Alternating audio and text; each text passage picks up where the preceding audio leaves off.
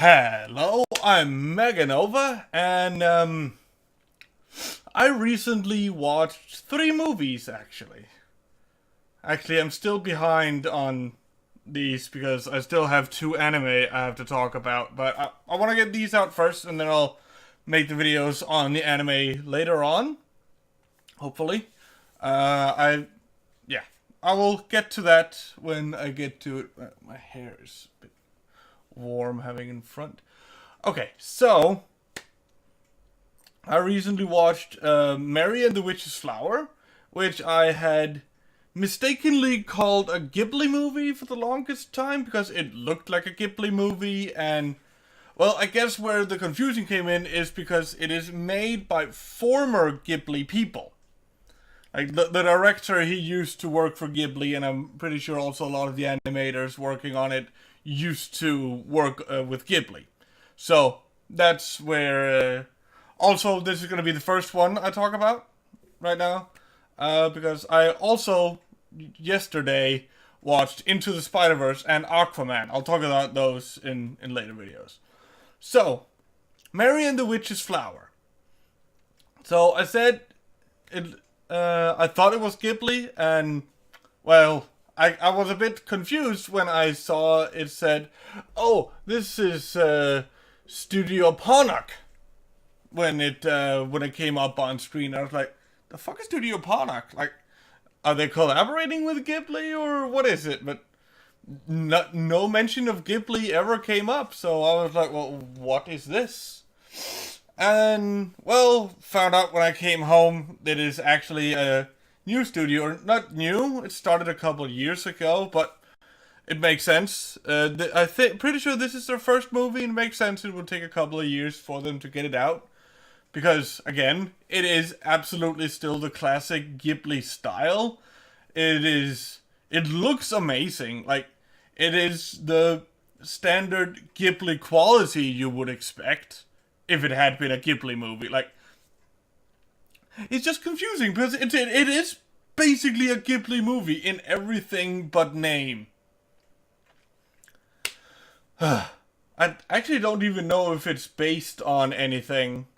Probably is. Most of those movies have been based on pre-existing books and such, but we're not going to concern ourselves with that. Well, I'm only here to judge the movie on its own merits, not if it's a good adaptation, if it is, or whatever. And, I mean, as a movie, it's goddamn amazing. It's gorgeous. Animation, top-notch, all the way through. I'm not sure I can comment much on the voice acting, since I don't really speak that much Japanese, and I can't necessarily tell if anyone is giving an awkward delivery.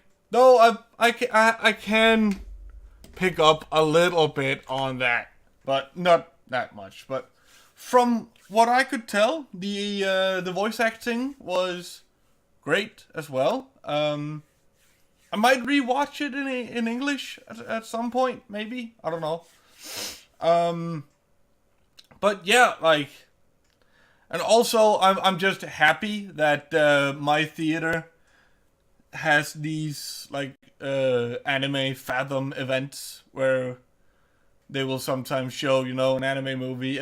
I even got to see fucking Redline in the theater through that. And I'll tell you right now, if you ever get the possibility of doing that, absolutely do it. Because that movie is just mind-blowing. And even more so when you get to see it on a big screen. Like, holy shit. Okay, alright. Okay, so if you just wanted to know whether the movie was good or not, this is where the video ends for you, because we're gonna go into spoilers. And if you didn't pick up on it already, this movie is goddamn amazing and gorgeous, and the music is great. Like, just go watch it if you have any interest And if you've watched the trailer and had any kind of interest for it, absolutely go for it if you have the ability to do so. Okay, so now we're gonna go a bit more into spoilers. So, we start out by seeing our main character's grandma as a kid running away from a bunch of magic people. We don't know anything of what anything is yet, but she's running away, and she has this pouch that is full of magic seeds. And she's running away. She drops the pouch, and the flowers starts to bloom.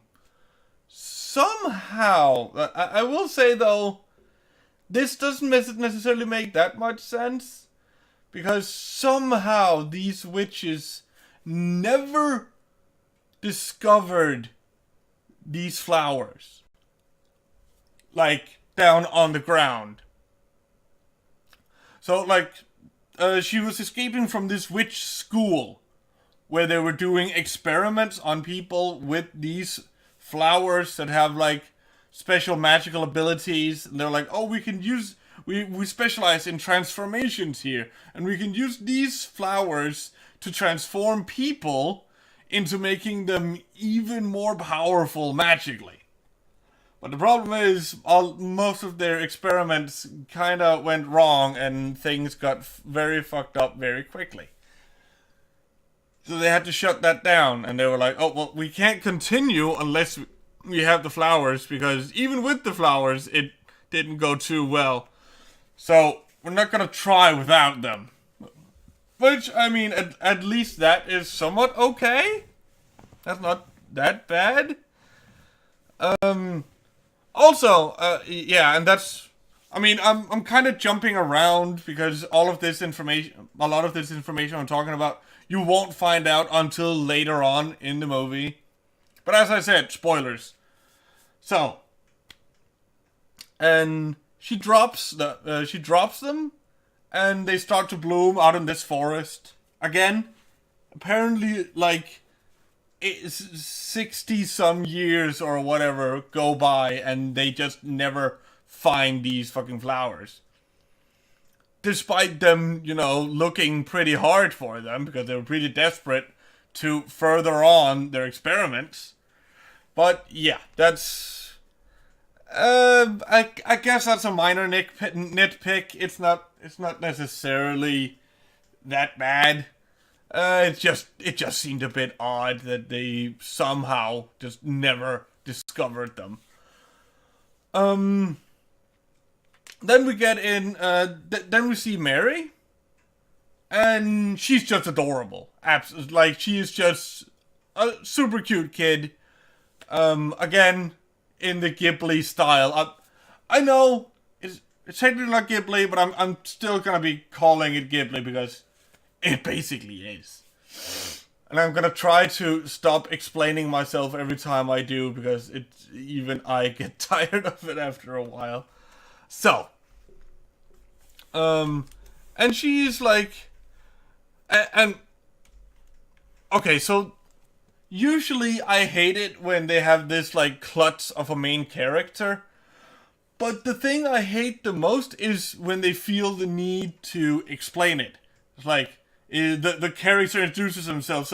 So hi, I'm Minako blah blah blah, and I'm a klutz. It's just like, shut the fuck up. Here, we just see her being a klutz. Like, she drops things, she stumbles over shit, like, because that's just, she's just clumsy, and that's okay. I mean, again, at least they don't go into explaining it, like, oh, she's super clumsy, and we will make sure you know about that by telling you instead of actually showing you. Here we actually get to see it, at least, because a lot of the time it's like, oh, I'm a bit of a klutz, and they never do anything that would actually be, you know, klutzy, clumsy, whatever. I'm just kind of sick of that trope, so good on them on playing around with that a little bit. And she's right now living with her with a grandma, I think it is. Uh, in in the Danish subtitles, it said grand aunt, but she only referred to her as just obasan, which usually just mean. I mean, it can mean a lot of things. It can just be something you call an old lady, but it can also be your grandma or whatever. I'm just gonna refer to her as her grandma. That's the easiest way to do it. She's living with her, and also, I didn't quite catch who the other one was. She seemed to be a bit younger. I guess that's her grandma, and I guess the other one is her great grandma, maybe? And they were living together or something? I didn't really 100% catch that, so don't hang me up on that one. But she's living with these two elderly ladies she's related to.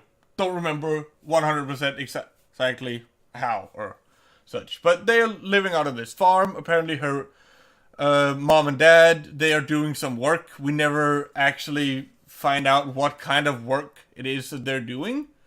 But apparently she's going to be starting up school here, and she's there a week before, so she's like super bored.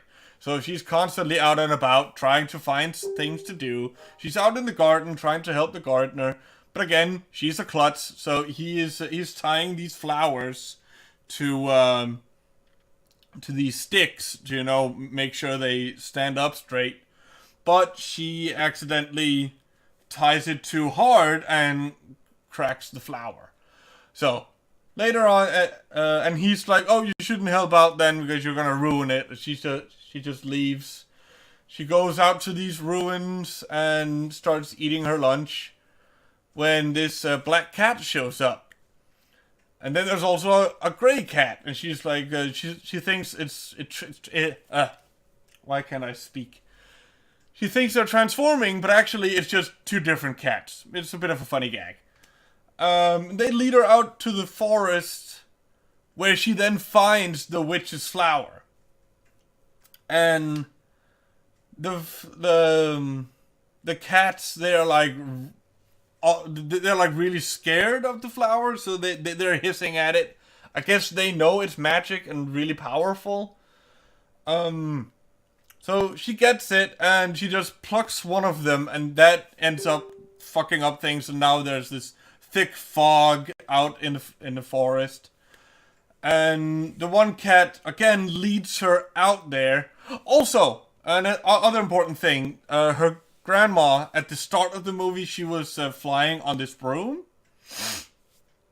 But she lost the broom, like, because of the magical power of these flowers, where they got planted, the forest just started rapidly growing. And that kind of traps her broom behind some vines. So she couldn't get to it there.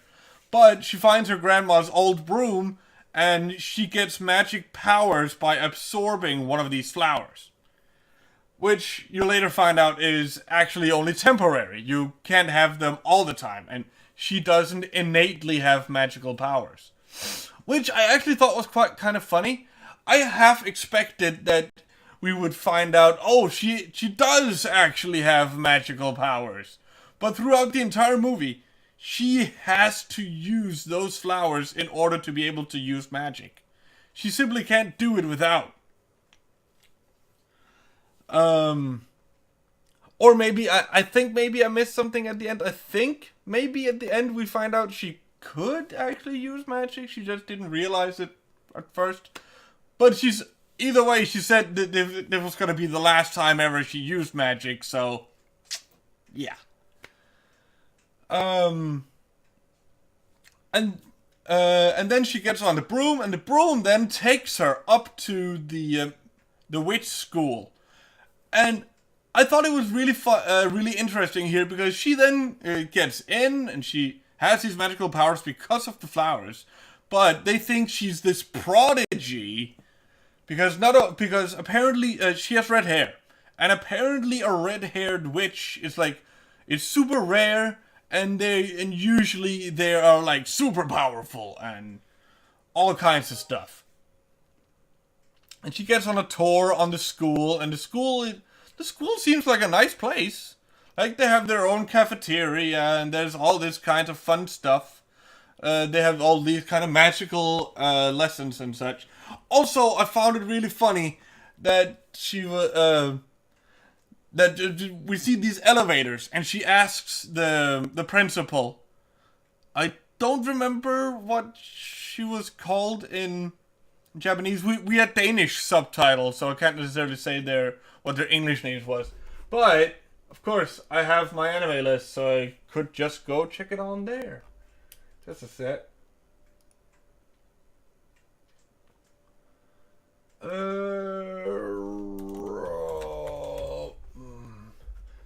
Marito Majo no Hana.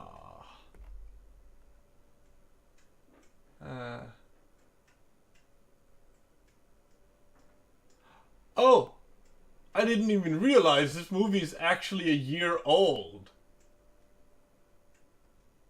Huh. I didn't even realize that. Holy shit.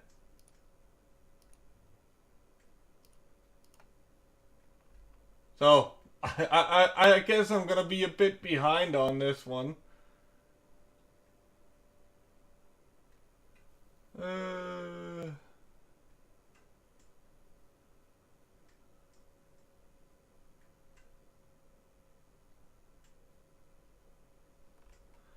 Okay, so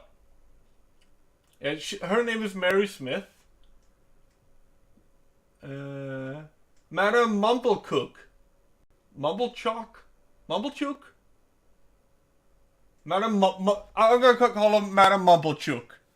And Dr. D. Dr. D, he's like the, he teaches stuff like elixirs and such. But, she's introduced to Madam Mumblechook after she gets in there and is introduced to Flanagan. Flanagan, he's, by the way, one of the best characters in this movie. He's just amazing. He's this, like, super serious broom flight instructor. Like, he's always just caught up in his own world and doesn't really notice what other people are trying to say to him, and he's just always caught up in his own shit. And it's kind of funny. He gives her some tips on how to fly, and he's like, "Oh, you better not be late for your first day at school." And she's like, "Well, I'm not gonna go to this school." He's like, "Well, you're here, and you can only get here through magic. So that means you're gonna be at the school." Okay. She just goes along with it. Like, she tries to tell him. And also, this is another trope that I usually hate, but I liked how they played around with it. Like, usually I hate this whole thing where a character lies in order to get into something, and you just know they're gonna have to come clean at some point, and it's gonna be the whole liar revealed bullshit. But they play around with that in this movie, in the fact that at first she is genuinely trying to tell them, "Hey, I have nothing to do with this. I'm not actually a witch." But she kind of gets caught up in her own in it herself. I think, like, it seems like she's like, "Oh yeah, I must have magical powers." Because at first I thought when she absorbed the flower, it's like, "Oh, she absorbs the flower and now she just has magical powers permanently." I didn't know it was gonna be temporary until we see later that she loses her powers.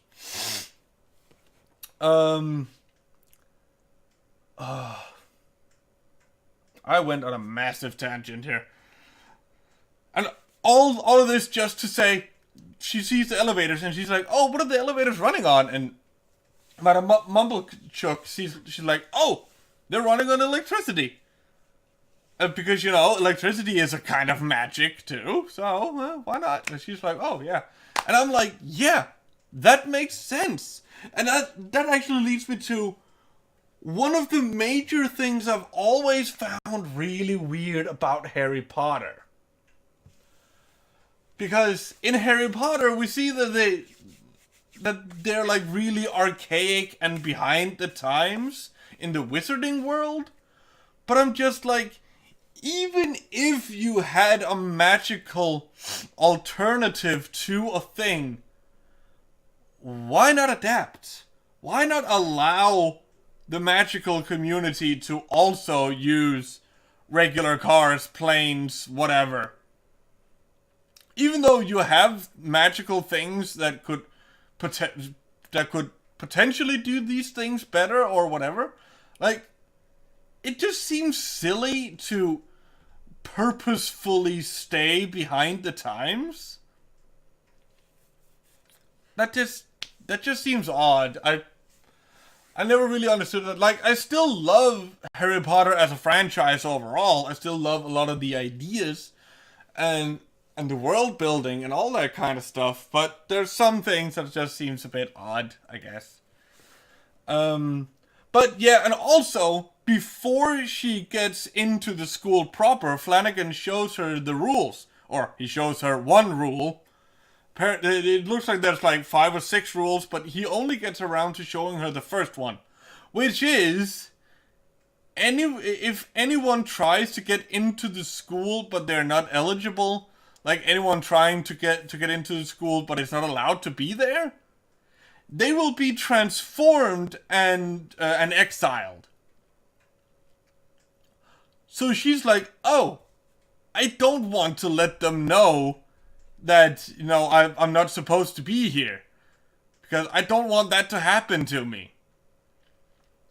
And it's also kind of countered by the fact that we find out that Madame Mumblechuck and Dr. D, they're basically evil. Because of, you know, the human experiments and shit they did.